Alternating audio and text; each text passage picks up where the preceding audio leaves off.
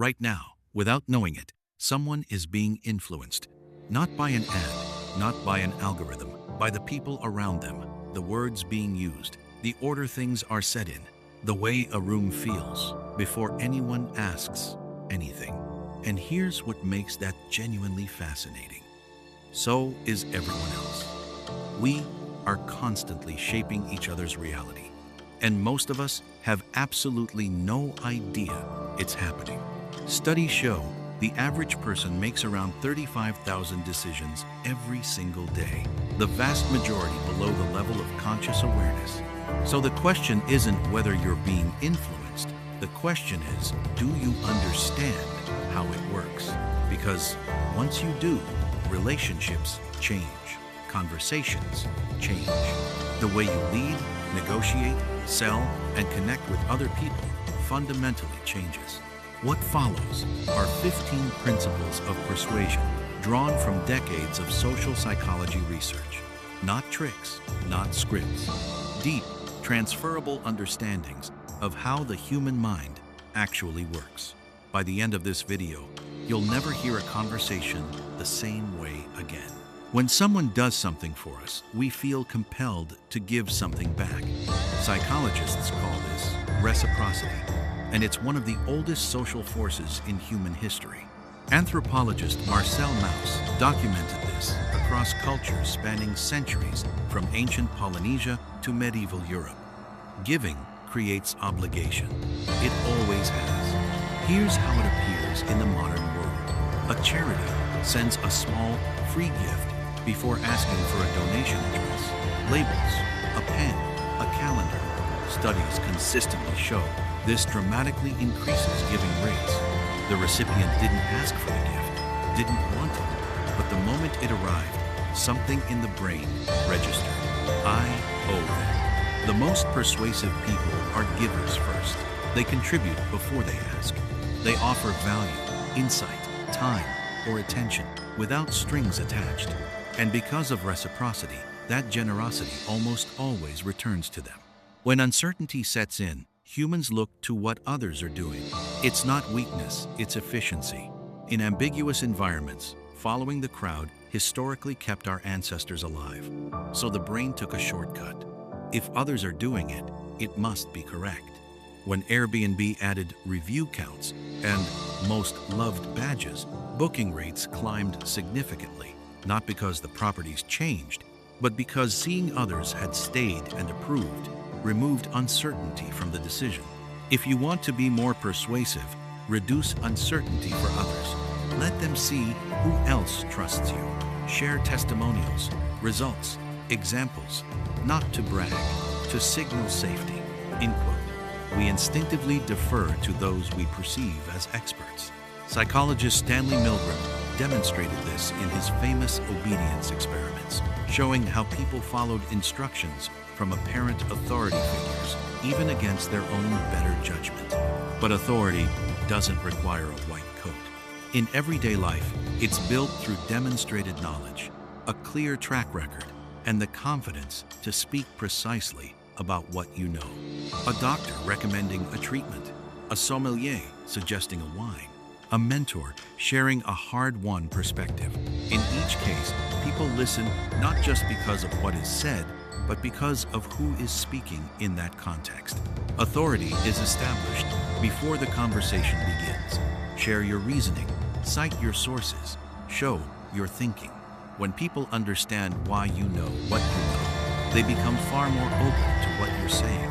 Once people take a small step in a particular direction, they almost always want to keep going in that direction. Why? Because we're deeply motivated to remain consistent with our self-image. Gyms understand this.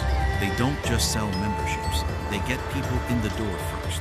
A free class, a trial session, walk through the door, touch the equipment. Think of yourself as someone who goes to the gym. Then the membership makes sense. It's consistent. Start small. Get a small yes before asking for a big one. And if you want to change your own behavior, make a public commitment, your need to stay consistent with your stated identity will do the rest. We are persuaded more easily by people we like. This sounds almost embarrassingly simple, and yet it's one of the most underestimated forces in communication. Research by Robert Cialdini shows that likability is driven by similarity, familiarity, genuine interest, and cooperation. People who share our values, our humor, our background, we trust them faster. We listen more. We say yes more. Sales professionals are trained in this instinctively. Find the photo on someone's wall. Ask about the trip. Make the other person feel seen and familiar before anything else is on the table. The lesson isn't to be liked. It's to make people feel genuinely seen. That's far more powerful, and it requires no performance. Just actual curiosity about the person in front of you. We assign more value to things that are rare or disappearing. This is rooted in loss aversion, one of the most well-documented findings in behavioral economics.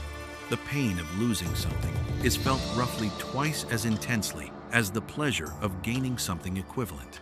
Airlines know this precisely. Only 3 seats left at this price isn't just information, it's a reframe. The question shifts from, do I want this, to, can I afford to miss this? In your own life and work, communicate what is genuinely limited. Your time, specific opportunities, a deadline. When done with integrity, scarcity isn't pressure, it's clarity. It helps people decide instead of defer. The way information is presented changes how it's received, even when the underlying facts are identical. Nobel Prize-winning psychologist Daniel Kahneman demonstrated this with striking clarity. When a medical procedure was described as having a 90% survival rate, people readily agreed. When it was described as having a 10% mortality rate, the same procedure, far fewer said yes. Same data, opposite response. This plan costs $500 versus this plan is $16 a day, about the cost of lunch. Neither statement is dishonest, but the second places the cost inside a familiar, manageable context. Before communicating anything important, ask, how is this currently being perceived? Is there a more honest, useful way to present it? A changed frame can open a conversation that a direct argument would have shut down entirely. Neuroscientist Antonio Damasio made a discovery that overturned decades of assumptions.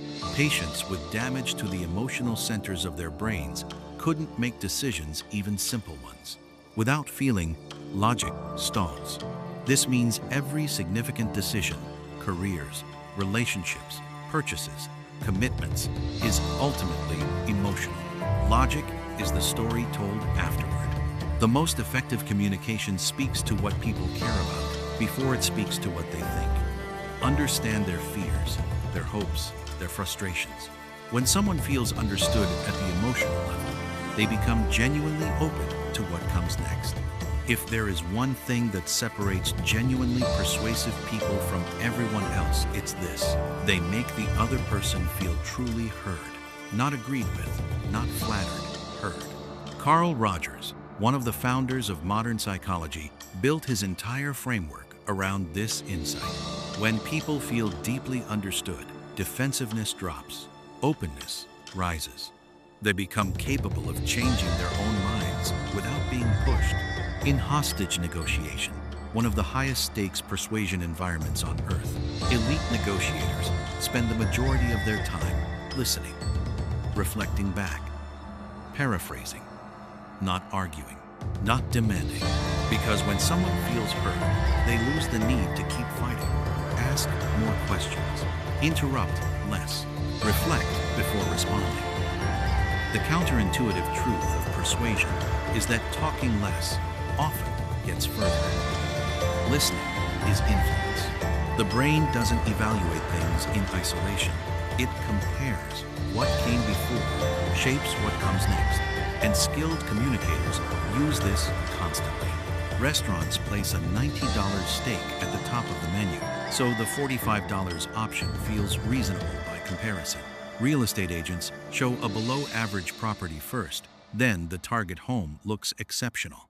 When presenting an idea, a proposal, or a request, consider what comes before it. A request feels smaller when preceded by a larger one. An option feels better beside a weaker alternative. Context is part of the message.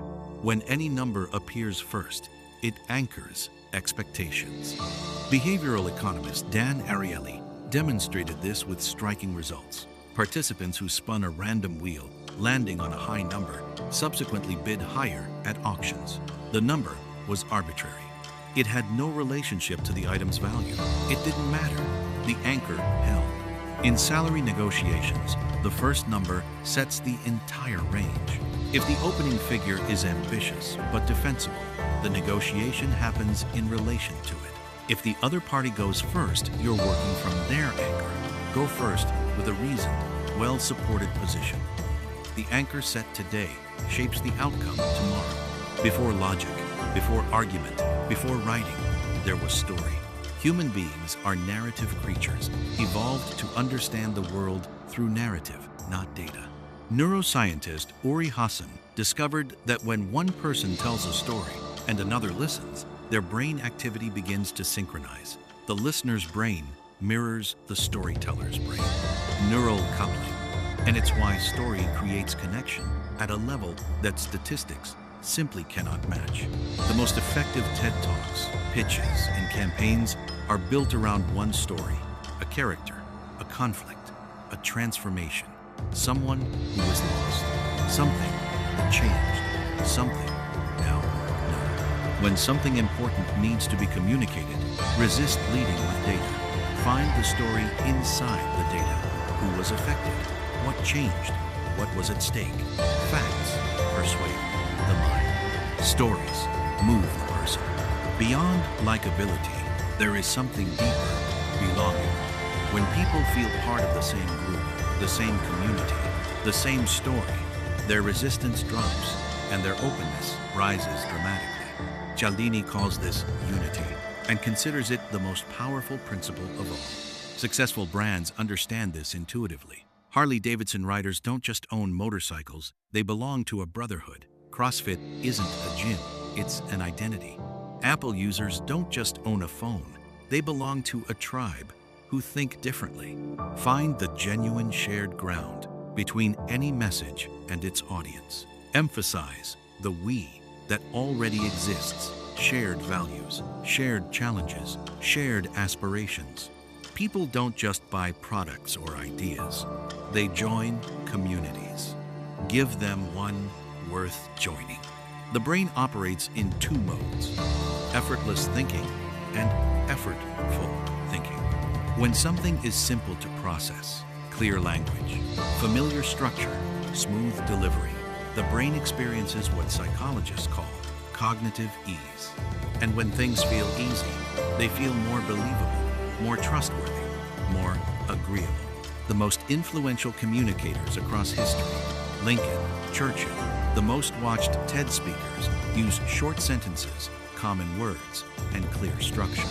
Not because their audiences couldn't handle complexity, but because removing friction from understanding is itself an act of clarity and respect. Edit ruthlessly, cut jargon, use concrete examples instead of abstractions. Make ideas feel easy to receive, not because they've been simplified, but because they've been understood deeply enough to be made clear. Every principle in this video can be used skillfully or cynically. The difference isn't in the technique, it's in the intent. The most enduringly persuasive people in history, the great teachers, the trusted advisors, the leaders people follow for decades, share one quality that has nothing to do with tactics. They actually care about the people they communicate with. They tell the truth, even when a softer version would be easier. They give people what they need, not just what produces a yes. Warren Buffett has been one of the most persuasive investors alive for 6 decades. His annual shareholder letters are famously candid, including about his own mistakes. The trust that candor has built is worth more than any technique. People follow his thinking not just because he's brilliant, but because they believe he won't mislead them. Influence without integrity is manipulation, and manipulation breaks trust permanently. But influence, grounded in honesty, genuine interest, and a real desire to create value, that compounds. Every honest conversation adds to a reputation no tactic can manufacture. 15 principles. 1. Through line. Reciprocity teaches giving first. Social proof shows we're tribal. Authority is built before the room. Commitment turns small yeses into big ones. Liking proves connection accelerates everything. Scarcity clarifies what is genuinely rare. Framing shows how we say something shapes what it means. Emotional resonance reminds us people feel before they think. Active listening is the most disarmed form of influence. Contrast shapes perception by comparison. Anchoring sets the range before negotiation begins. Storytelling is the technology the human brain was built for. Unity turns audiences into communities. Cognitive ease makes clarity its own form of credibility. And integrity. Integrity is the only thing that makes all of this worth doing. The most persuasive thing anyone can be is genuinely helpful. The most influential position in any conversation is the one where the other person feels you want good things for them. If this shifted how you think about communication and human connection, drop a comment below with the one principle that landed hardest. And if someone in your life will find this useful, share it with them. That, in itself, is influence in action. More on psychology.